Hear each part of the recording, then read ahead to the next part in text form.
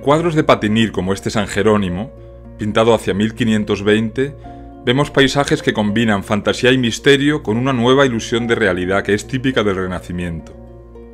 La forma de pintar de Patinir es consecuencia en parte de las condiciones del mercado del arte a principios del siglo XVI. Esto nos recuerda que los artistas siempre trabajan dentro de un contexto económico que les influye. Dicho de otra manera, pintar es una forma de ganarse la vida, y para ello los artistas han de adaptarse al mercado. Patinir nació en el sur de Bélgica, pero trabajó la mayor parte de su vida en Amberes, desde 1515 hasta su muerte en 1524. A principios del siglo XVI, Amberes era una de las principales ciudades de Europa, sobre todo por su actividad comercial.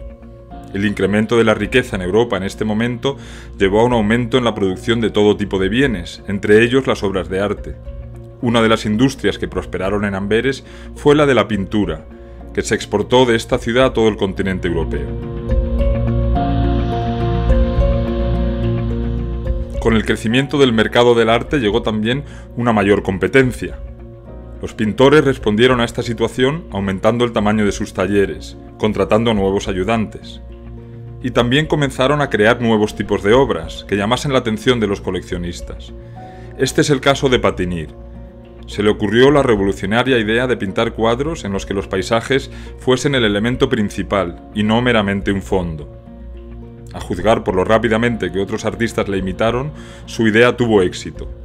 Conocemos a un cliente importante de Patinir, que le compró varios cuadros. Se llamaba Lucas Rem y era uno de los principales banqueros del momento. Parece ser que el nuevo tipo de pintura que Patinir ofrecía al mercado era del gusto de personas emprendedoras. Veamos el papel que jugaban los paisajes dentro de los cuadros antes de Patinir. Este pequeño San Jorge es de Van der Weyden. Lo pintó unos 80 años antes de nuestro pintor. Mide apenas 10 centímetros de ancho. El paisaje está pintado con gran esmero. No podemos decir que al pintor no le interese, pero ocupa un lugar secundario en la escena. Está subordinado a las figuras.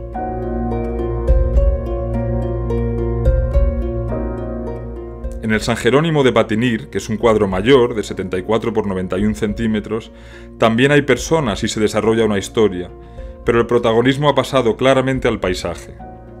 Se suele decir que Patinir fue el primer pintor de paisajes. Durero, uno de los principales artistas del momento, que le visitó en Amberes, le llamó el buen pintor de paisajes. Ningún artista antes había sido descrito de esta manera. En el sentido estricto de la palabra no podemos decir que Patinir pintase los primeros paisajes. Ya hemos visto que esto ya se hizo en el siglo XV, en cuadros como el de Van der Weyden. Pero sí que es cierto que fue el primer artista en especializarse en este tipo de pintura. Antes de él no existía esa especialización. Después de él fue frecuente.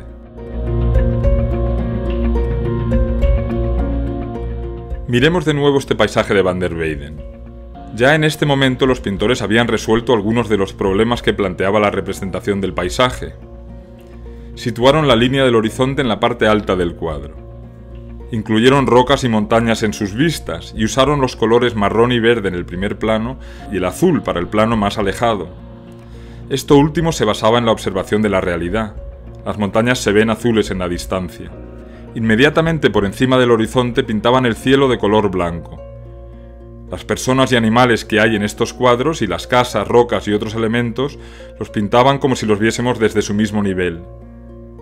El resto del paisaje como si lo viésemos desde un lugar más elevado.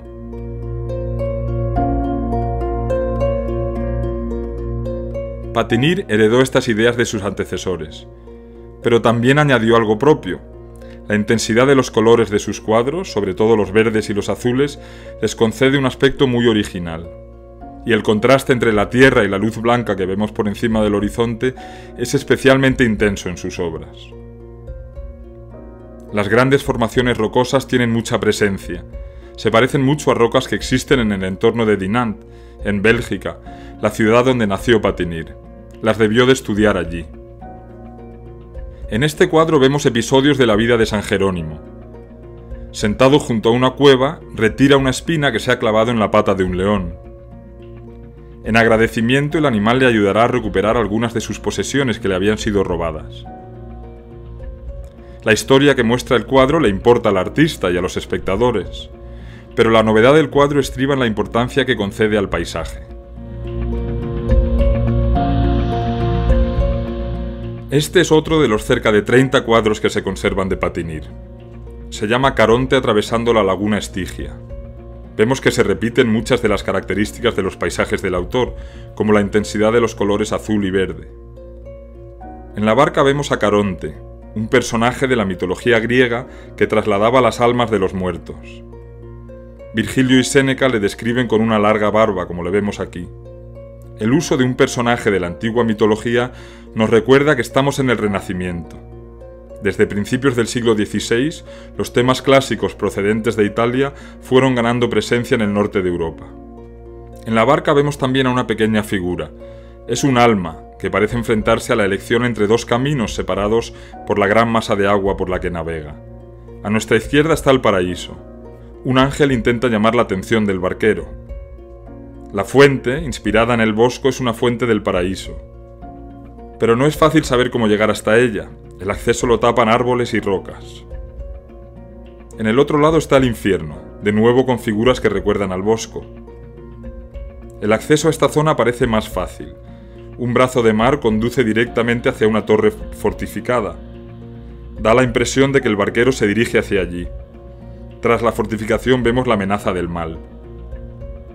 Patinir incorporó motivos inspirados en el Bosco por el gran éxito que había tenido ese artista, muerto en 1516, no mucho antes de pintarse este cuadro. Es probable que eso le ayudase a vender su producto. La idea de la vida y del mundo que nos plantea Patinir es similar en algunos aspectos a la del Bosco, pero en Patinir no encontramos solo peligro y amenaza, sino también esperanza. La encontramos en el intenso destello de luz que siempre pinta más allá del horizonte.